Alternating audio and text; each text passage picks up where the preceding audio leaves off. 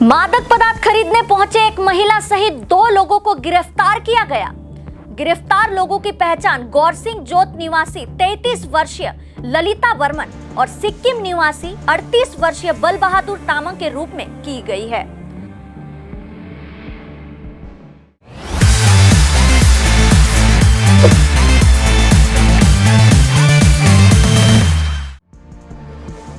बताया गया है कि गुप्त सूत्रों से मिली सूचना के आधार पर पानी टंकी चौकी की पुलिस ने सोमवार रात को खोरीबाड़ी के पानी टंकी ओवरब्रिज संलग्न इलाके में छापेमारी की।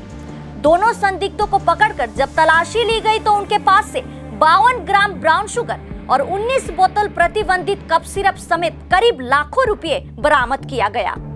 पुलिस सूत्रों के अनुसार गिरफ्तार व्यक्ति सिक्किम से पानी टंकी में मादक पदार्थ खरीदने आया था। आरोपी को आज सिलीगुड़ी अदालत में पेश किया गया है।